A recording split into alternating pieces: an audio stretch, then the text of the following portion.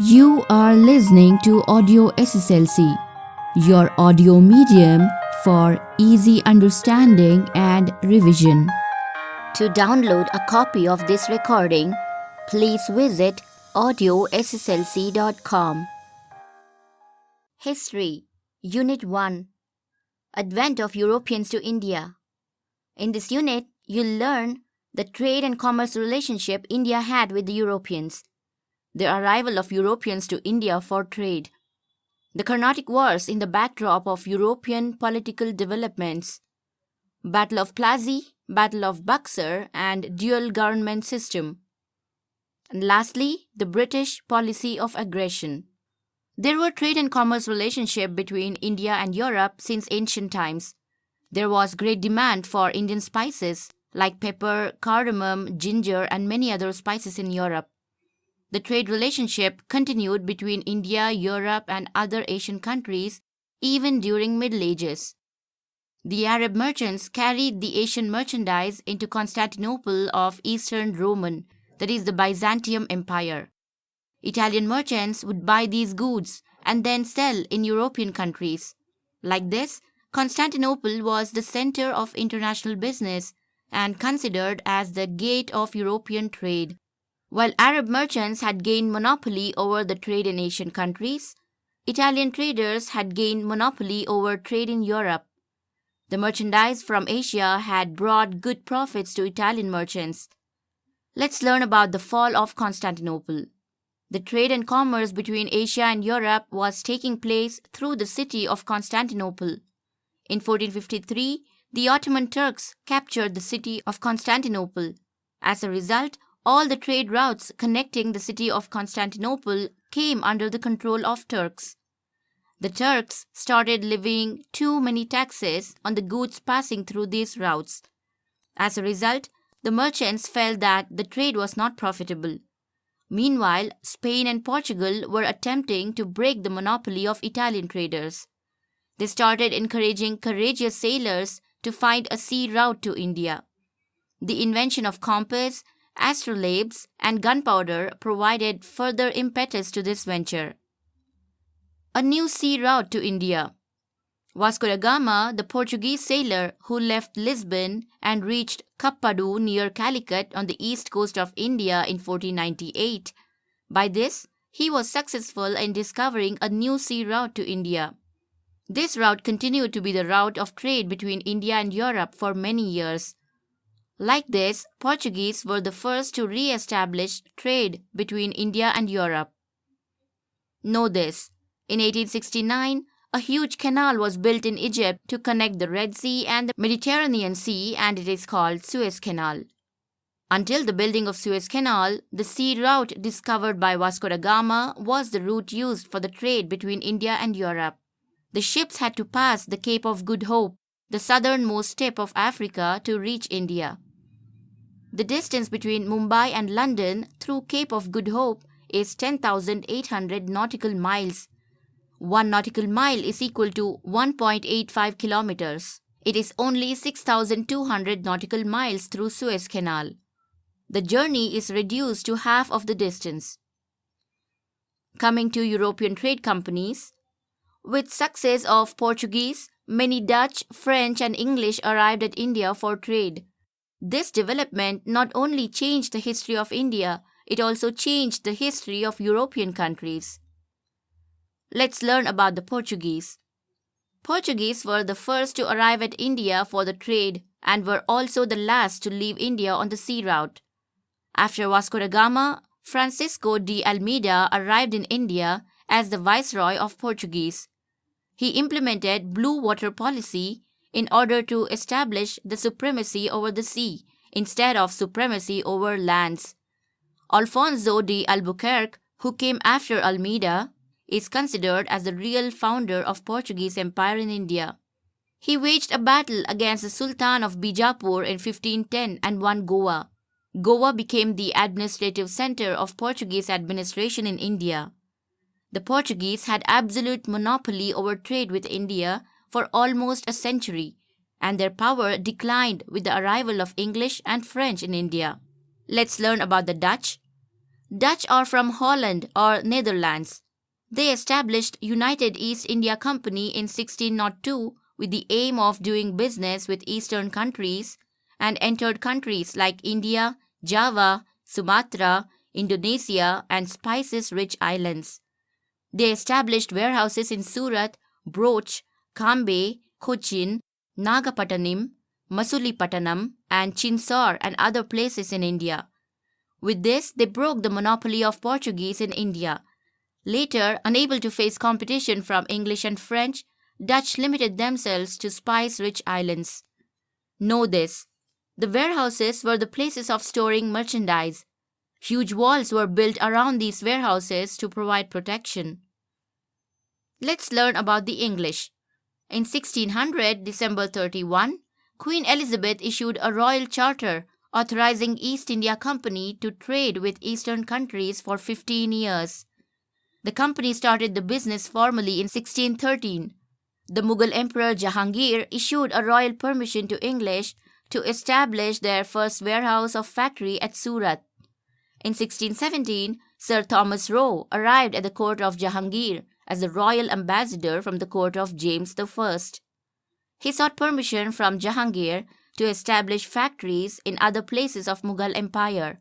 English established factories in Agra, Ahmedabad, and Broch. In 1639, English took Madras from the king of Chandragiri and established a strong fort named St. George Fort.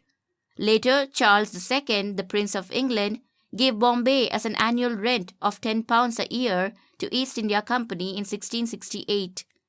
In 1690, the English purchased 3 villages, namely Sutanoti, Kalikata, and Govindapura on the banks of Hooghly River, and built Fort William.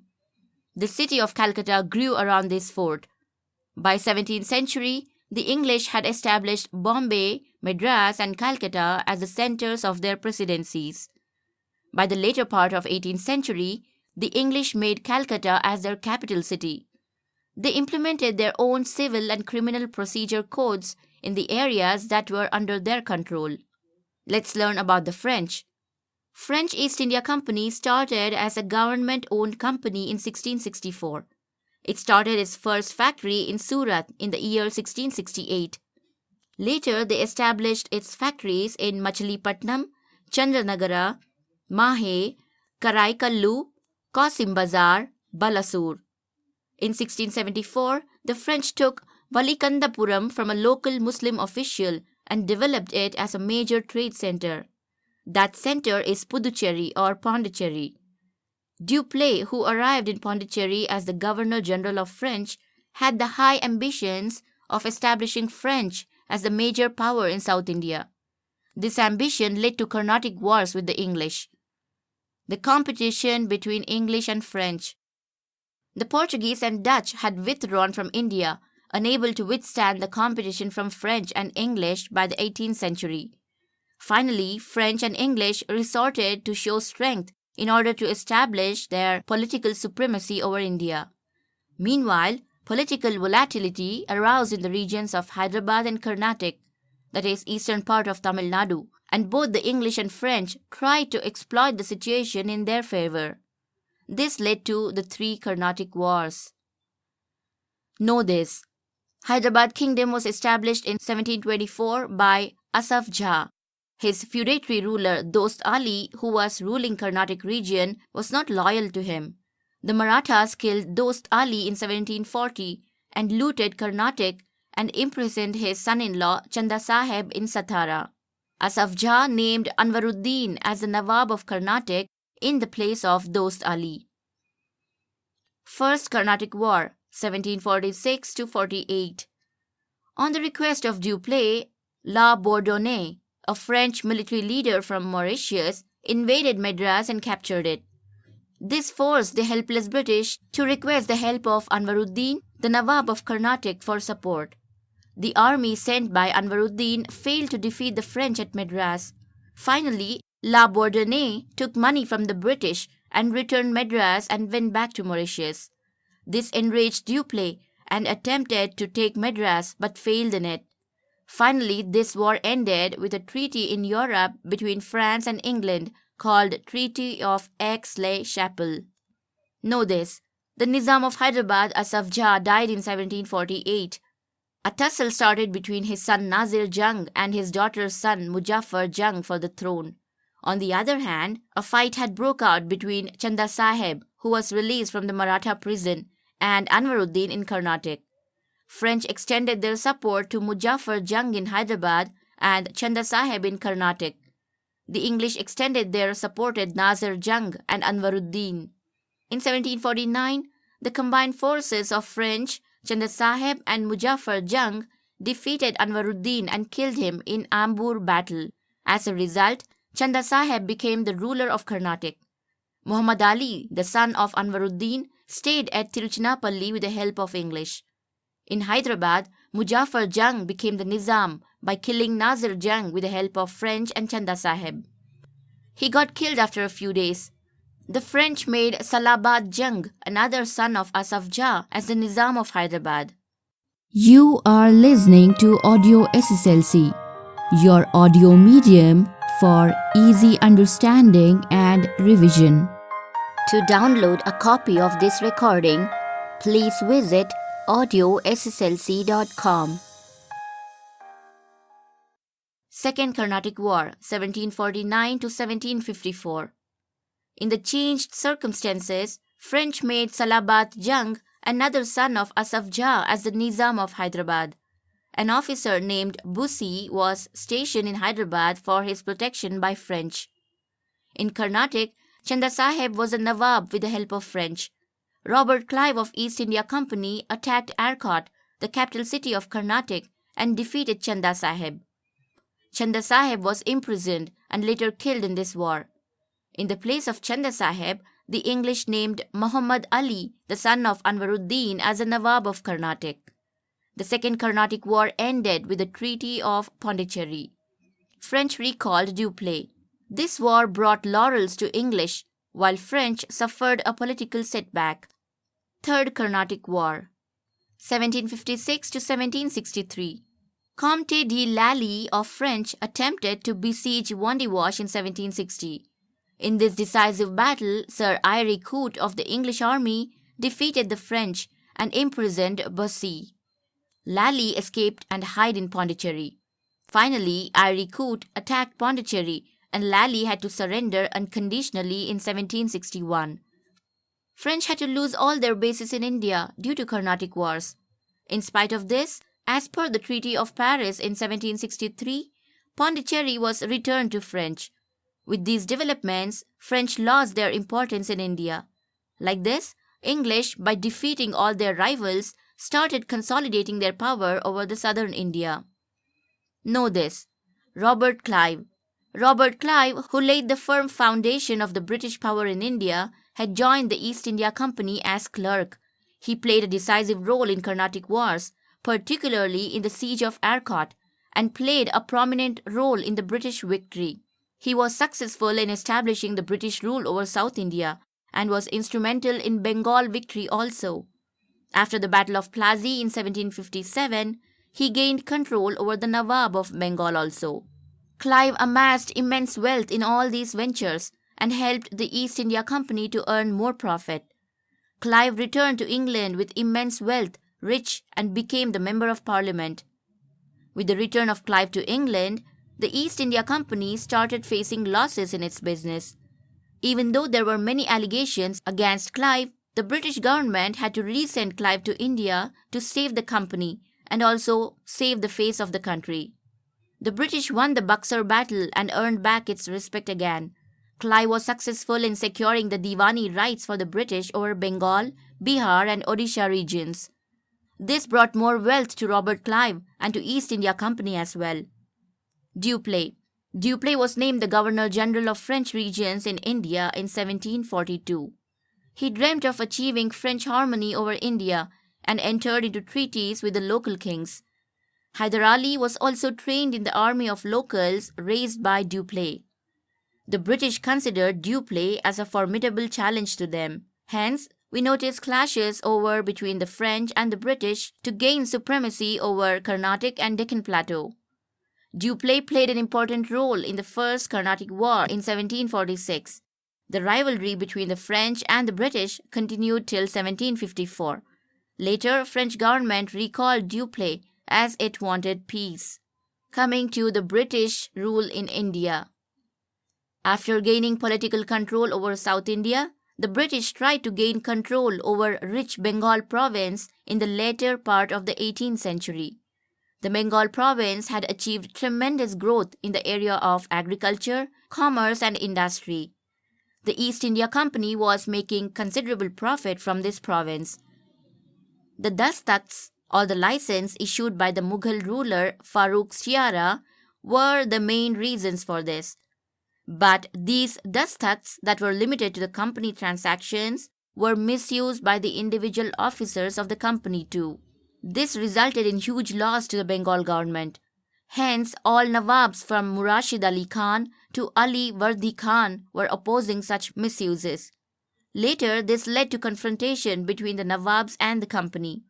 This resulted in two crucial wars which charted a decisive course to Indian history. Plassey and Buxar were those two wars. Know this. Dastak is a license that can ensure anyone to import and export without paying any tax and transport goods anywhere. Battle of Plassey, 1757. Ali Vardi Khan, the Nawab of Bengal, died in 1756. His grandson Siraj-ud-Dawla came to the throne. The Plassey battle took place between the young Nawab Siraj-ud-Dawla and the British in 1757. Reasons. Number 1. Misuse of dastakats. Siraj-ud-Dawla was furious that the dastakats were misused by the officials of the company, incurring losses to the government treasury. Number 2. Mending of the fort without permission. The British repaired the fort of Calcutta and placed cannons in them. This further angered Siraj-ud-Dawla and he ordered the removal of cannons from the court. The British refused to do this, angering the Nawab further. Number 3. Black Room Tragedy. Siraj-ud-Dawla conquered the Fort William easily and imprisoned some of the British. He imprisoned 146 Englishmen in a small room in the fort, of which 123 died. This is called as the Black Room Tragedy. This enraged Robert Clive and arrived in Bengal with a large army. Robert Clive attracted rich locals like Manik Chand, Omi Chand, Jagat Seth and others towards him. He was successful in convincing Mir Jafar, the military head of Siraj-ud-Dawla, to stay neutral in the battle by offering him the post of Nawab of Bengal. Encouraged by all these developments, Robert Clive declared war against Siraj-ud-Dawla. Everything went according to the plan of Clive. Siraj-ud-Dawla, who tried to escape from the battlefield, was captured and killed. Outcome. Number 1. This war brought out the immorality, lack of unity among the Indians, and the greed of Indian businessmen. Number 2. Mir Jafar became the Nawab of Bengal. Number 3. The company gained exclusive rights to do business in Bengal. Number 4. Please consider revising the statement.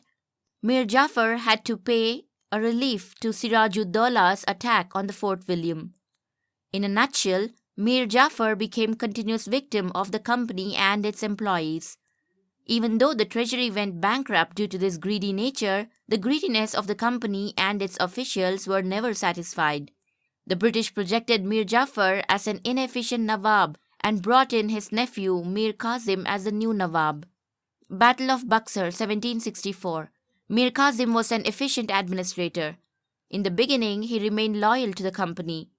He paid 2 lakh pounds to the company and gave away few places to it. Shortly, he declared himself as an independent king. After verifying the misuse of dastakats, he declared that the business is duty-free in Bengal. As a result, the Indians competed against British in all spheres of business. As a result, the British trade suffered considerably. This was enough for the British to oppose the Nawab. They brought in Mir Jafar again and dethroned Mir Kazim. As Mir Kazim knew about the cunningness of the British, he went for an organized war against them. He was supported by the Indian merchants and artisans. Mir Kazim entered into agreements with the Mughal ruler Shah Alam II and Nawab of Awadh, Shujud Daul. The combined forces of Mir Kazim faced the British army led by Hector Munro at Buxar in 1764. Mir Kazim got defeated and ran away from the battlefield. Shah Alam II surrendered. The efforts of the combined forces to stop the British force failed completely. Outcomes: Number 1. Shah Alam II accorded the Diwani rights over Bengal to the British. Number 2. Shah Alam II gave away all the rights over Bengal to the British for an annual fee of Rs 26 lakhs. Number 3. The Nawab of Awadh had to give away a fine of Rs 50 lakh for waging a war against the company. Number 4. With the death of Mir Jafar, the company paid pension to his son and took over the entire administration of Bengal. Know this: Diwani rights means the right to collect land taxes. The Buxar battle made the British as the real holders of power over Bihar, Bengal and Odisha provinces. Even Awadh remained under their control. In 1765, Robert Clive brought in dual government concept. As per this concept, the British had the right to collect land taxes, whereas the Nawab had power over administrative issues like justice and others. Like this, the British gained political control over India to protect their business interest. Know this: in 1600, the East India Company was established. In 1602, United East India Company was established in Netherlands.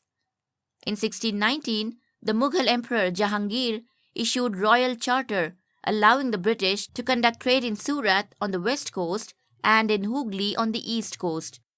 In 1639, the English established their first warehouse in Madras. In 1664, French East India Company was established in France. Coming to exercises, you need to fill in the blanks with suitable answers. Number 1. In 1453, the Ottoman Turks occupied blank city. Number 2. The sea route between India and Europe was discovered by blank. Number 3. The capital of French in India was blank. Number 4. In 1757, Robert Clive declared blank war over Sirajud-Dowlah. Number 5. The Diwani rights over Bengal were handed over to British by blank. 6. Number 6. The dual government policy was implemented by blank in Bengal. Next, discuss in group and answer the following questions. 1. How did the trade take place between India and Europe during Middle Ages? 2. Discuss the reasons that resulted in the discovery of new sea route to India. 3. Make a list of the Europeans who arrived at India to do business. 4. Explain the Second Carnatic War. 5. State the reasons and results of Plassey War. 6. What were the results of Battle of Buxar? Next, we have the activity. You need to collect information on the presidency cities built by the British.